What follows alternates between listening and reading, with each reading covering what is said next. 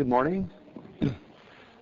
Today I'll be talking about how to use TrueAllele Casework to separate DNA mixtures of relatives. So as you know, the issue with relatives, people who are related, is that they share alleles, and so there's more adding up or stacking of alleles. As you see in a picture like this example, suppose that a locus, there you're seeing 3 individuals, and there's a major contributor who's shown in blue, and his genotype is A and D, and there's a second person shown in orange, and their genotype is the A and the B on the left, and there's a third person, and their genotype in green is in the middle, and when they all add up, you get a complex pattern, but not that many alleles. Definitely doesn't look like lots of separated heterozygotes. So Cybergenetics has a lot of experience using TrueAllele to separate these in the casework practice that we have.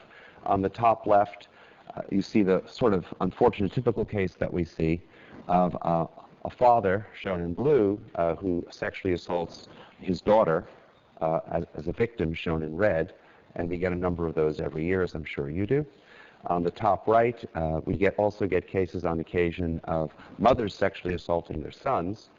And the most complex case we've had so far that I've been involved in a courtroom is on the bottom, where there are 5 related individuals that are all part of a close family. And the goal here is to somehow separate out the genotypes of these individuals from the mixture data.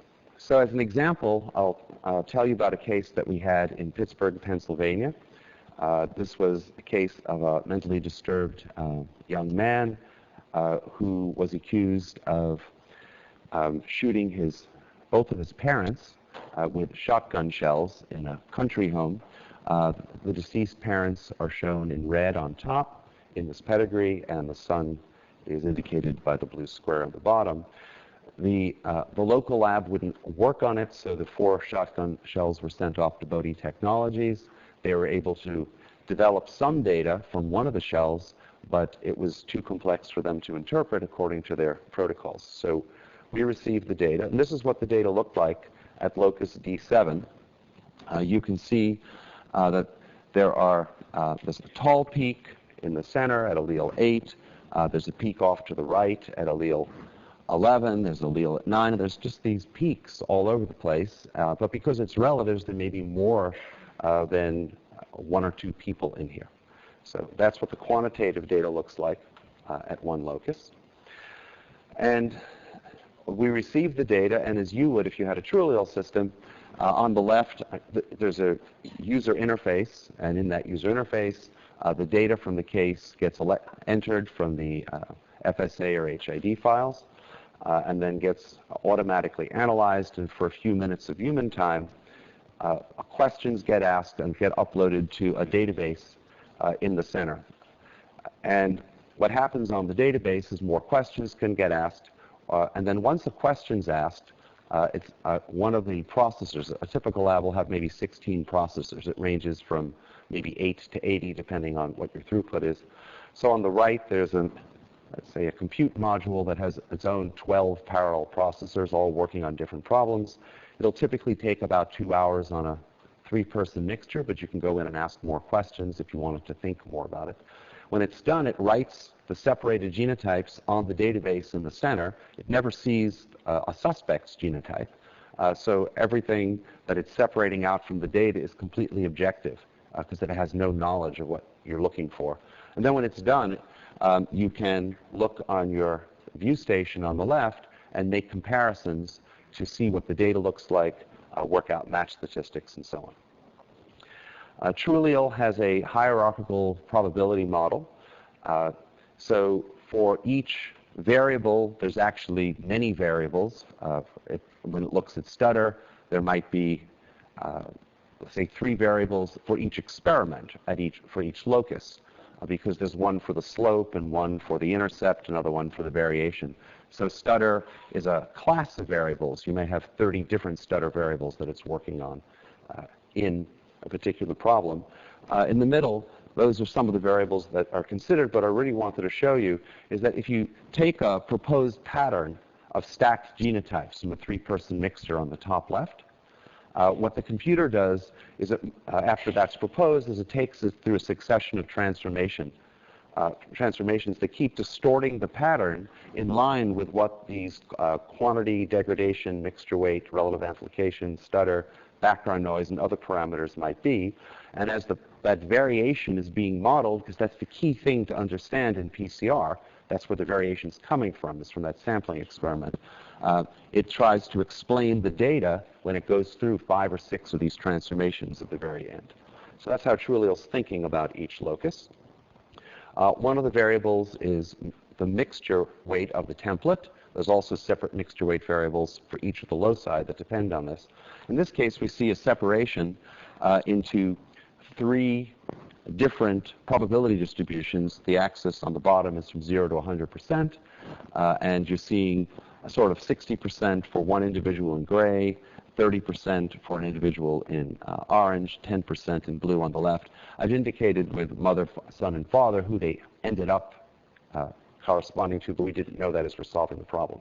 And so you get the separation of the mixtures in that variable, and that informs the genotype calculation. The Markov chain Monte Carlo method ping-pongs back and forth between all the variables. So the mixture weight tells the genotypes variables what's going on, the genotype variables inform the mixture weight what's going on, and that cycles back and forth 5,000 times or 100,000 times, depending on the problem. So this is how the computer separates out genotypes. For each assumed contributor, and in TrueAllele you assume a number of contributors, 2, 3, 4, 5, 6, and our studies show that once you have enough contributors assumed, it doesn't materially change the answer.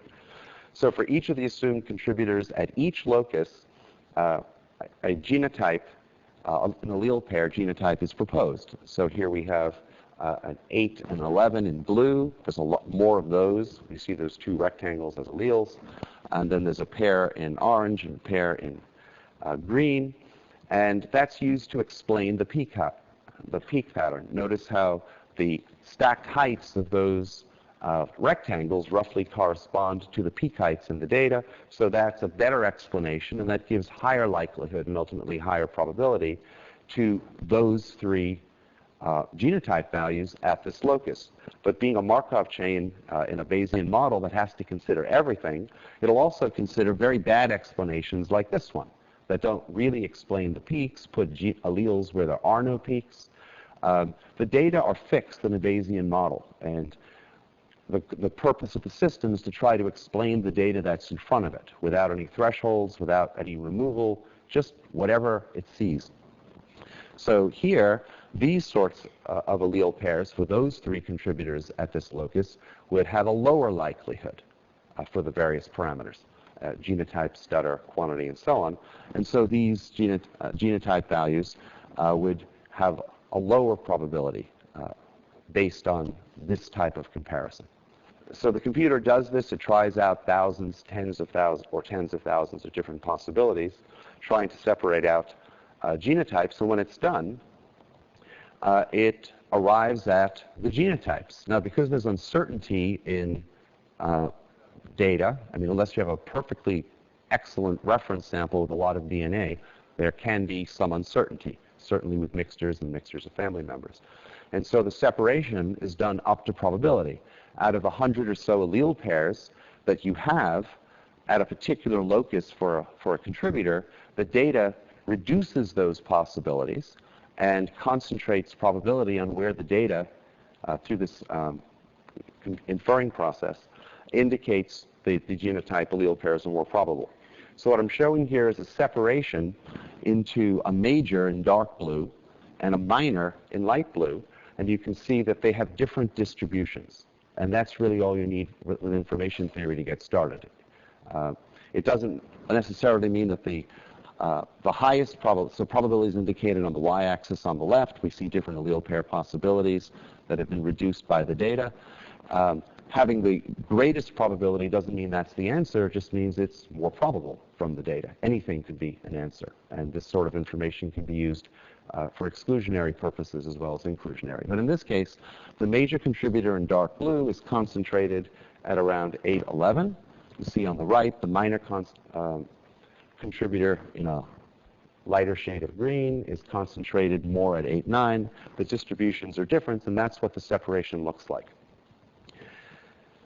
So this is the minor genotype that we looked at that was in the lighter shade of blue. This is objectively determined from the data by separating it out as a variable of one contributor. The computer had not seen a reference comparison, and the probabilities are indicated by percentages on top. Now, for the first time, we want to make a comparison. So you, as the user, are sitting at your workstation, and you say, let's make some comparisons. Let's take this minor contributor from the shotgun shell and compare it with the suspect. And what you see in brown on the bottom is the prior population, prior probabilities for a Caucasian population. And if the posterior probability of the genotype, shown in dark blue, is greater than the light brown at a particular allele pair, that's a likelihood ratio or match statistic that has support for it being that allele pair. And if it's lower, for example, all the way on the right at 1011, that's more exclusionary information. In this case, the suspect's genotype was an 8.9, so we focused just on that rectangle, and that ratio of 60% to 4% is around 15, so that's the likely ratio at this one locus, and multiplying them all together, we arrive at what we can report, that a match between the shotgun shell and James Yeckel Jr. is 6 trillion times more probable than a coincidence. And the reason we can use really simple random match or conditional match probability language is because the computer has bothered to do all that work to separate the mixture into separate genotypes for each contributor. So now the concepts of having a genotype for each contributor, like with single source, work perfectly well with the mathematics, with the language, the explanations in court, and so on. Mr. Yeckel was pled guilty to this crime, largely based on the DNA evidence. At Cybergenetics, we spend a lot of time doing validations. There are dozens of validation studies that we have done, or collaborators have done, or independent labs have done. There are 7 peer-reviewed papers so far. The top 4 are based on samples of known composition from the laboratory. The bottom 3 involve actual casework samples, which are far more interesting and have a lot more of the types of features that you see in regular casework. So both are important. The third one down is appearing in JFS in the spring. That was done with Dr. Kevin Miller's lab in Kern County. And that was an interesting study where we looked at samples of known composition, high and low template, out to 5 unknown contributors and quantified what the information would be for inclusions, exclusions, and other variables. Most of these are available on our website. Some aren't, like forthcoming JFS papers. Please email me if you'd like a copy of the manuscript. How has TrueAllele been used in the United States? Currently, there have been reports issued or assistance purchased in 23 states across the U.S. In California, there's, in this month's Forensic Magazine, you have a reprint here, but I think this is the current issue. You can get out at the registration desk as well. We talk about the workflow that Dr. Miller put into place. It's an amazing workflow. What he's doing with TrueAllele is, instead of getting data and looking at it and having as analysts try to figure out what it says, the data comes from the sequencer as FSA files, gets uploaded into TrueAllele. Nobody really looks at it. It just gets processed automatically in a 2-hour per 3 mixture process. He has 16 processors in his lab. He's a small lab. And that throughput of about almost 200 items a day, if what he could run through, is letting him move forward in time and also go back in time, and he's building up a database. But in his TrueAllele database, he has everything uploaded, 100% represented with probabilistic genotypes, and the comparisons are made using likelihood ratios. And so the analysts go back to see what has matched within a case or between a case, and that's their starting point. the first time they're seriously looking at the case is after they know they've gotten a hit from the crime to the criminal. So far, TrueAllele has been accepted after challenge in the US, in California, Ohio, that was 2 weeks ago, Pennsylvania and Virginia, as well as United Kingdom and Australia. There are other hearings pending, and there's appellate precedent in California. This is the sort of typical case that we see every few months, and you probably also see every few months. This is a case that was in Pittsburgh, went to trial last month, of a father who'd been raping his daughter and sexually abusing her from age 7. And that continued until she was 14, and then she told her mother about it. Her mother didn't believe her. There was some DNA evidence taken from the father's T-shirt after she'd made the accusation, as well as from the daughter's bra. The local lab couldn't interpret it because they don't interpret mixtures of relatives. So the DA sent it to us. We've done about 25 cases in the last 3 years for our local district attorney. And we put it through TrueAllele, and it was a very easy separation for the computer. What we'll typically do is run it as a to unknown, as making no assumptions. It separates the data into genotypes. And then once we get the match statistics, we can then run it again and say, well, if it's the father's T-shirt, let's assume the father and get another stat based on that information, and sort of peel away the different genotype layers. We've done that with up to 5 contributors. But it's just like assuming the unknown. You can do it or not. It's your choice. But ultimately, we did get match statistics from the evidence, and a match between the father's T-shirt and his daughter from that mixture was about 10 quadrillion times more probable than coincidence. And there's also a positive match from the daughter's bra to her father, the inside of it of about 5 million. That was the statistic. Since he decided to not get go for a plea bargain but challenge his daughter in court, the combination of her testimony plus the DNA cost him about 40 years when he comes to a sentencing. We give a lot of information about TrueAllele. There's probably 100 papers and talks on our website. Everything that we have on our website that is a talk is also on YouTube, like this one will be as a narrated PowerPoint. But if you're interested in getting into it, and that was just a short 15 or 20-minute talk, here are 3 recent talks that I've given that are 30 to 40 minutes long. The first presentation in Holland in August talks about the science. The second one at ProMega last month talks more about the software. And for the webinar last week that we gave, that's talking more about how TrueAllele works and its modeling, the variables involved, what is the likelihood ratio, and so on. So I think we'll continue with the How It Works series later this fall. If you want to sign up, just contact us. But if you look at these sorts of talks, we go into a little more depth about what is the system, how does it think, how does it work, why is it reliable, what sort of cases is it used on, how is it different from anything else out there, and why. Again, for more information, we have on the information tab on our website, we have courses for forensic scientists as well as for CLEs, for attorneys, a newsletter, a newsroom with updates on some cases, patents about our technology, lots of presentations, usually with a narrated PowerPoint video. Every publication that we're allowed to post is there. If you don't see one, email me. My email's on the bottom right. This presentation should be up by the end of the week as well on that website, as well as webinars. And we have a TrueAllele YouTube channel. So if you'd like to learn more about TrueAllele, how it can separate out mixtures into genotypes, be used in cases in your own lab. I should mention one last thing, is that how do you get TrueAllele? Well, you can use it as a service and send us the few cases that you have each year. Usually it's done by your prosecutor. You can purchase a system and use it in-house and get assistance if you'd like with validation, training, and so on, like Dr. Miller has done in Kern County. And the latest thing we have coming out next month is Cloud, where it's sort of a way to try it out, rent it, and you operate it, but you don't have to have a system. If you only have a few exotic cases a year, you don't need to buy anything. You can just use it because it's available on the internet.